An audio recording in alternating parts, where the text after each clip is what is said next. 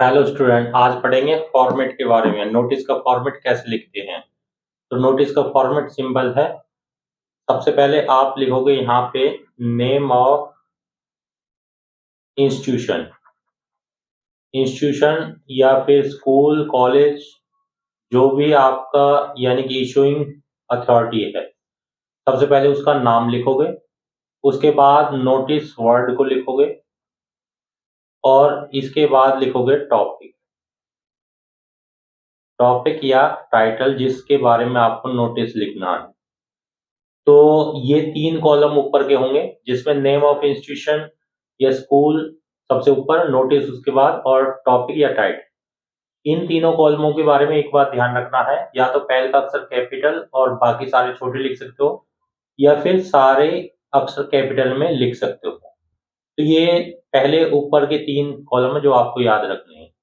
उसके बाद डेट का कॉलम होता है, तो डेट आप इसी के सामने यहाँ पे डेट को मेंशन कर दोगे नोटिस के सामने बिल्कुल।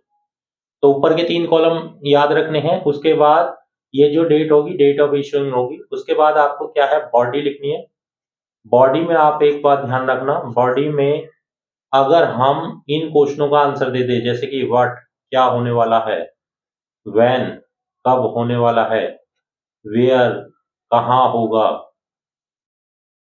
या फिर हाउ कैसे, या हुज किसके लिए, इनके आंसर दे दे तो आपकी बॉडी बन जाएगी।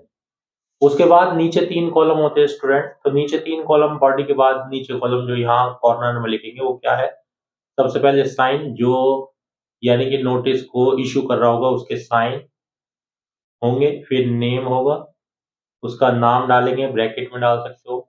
और उसके बाद आपका डेजिग्नेशन होगी। उसकी डेजिग्नेशन मतलब उसकी उपाधि क्या है, वह हेड बॉय है या फिर आपका क्या है, कोई और अधिकारी है, जो भी उसकी उपाधि होगी उसको यहाँ लिख दें। तो 3 कॉलम ये ऊपर के, 3 कॉलम नीचे के, और डेट और बॉडी, इनको आपको लिखना है। तो नोटिस का फॉर्मेट आपका सिंपल हो जाएगा। एक बात और ध्यान रखना, लास्ट में एक बॉक्स बनाना है। बॉक्स जब बनाओगे आपको, तो इस बात का ध्यान रखेंगे, बॉक्स में ये चीज सेंटर में लिखी जाती है, ये साइड में रहेगा और ये यहाँ पे रहेगा। ये नोटिस का फॉर्मेट है जो आपको आना चाहिए। फॉर्मेट का ही एक नंबर होता है। होप आपको नोटिस का फॉर्मेट समझ में आया होगा। Thank you.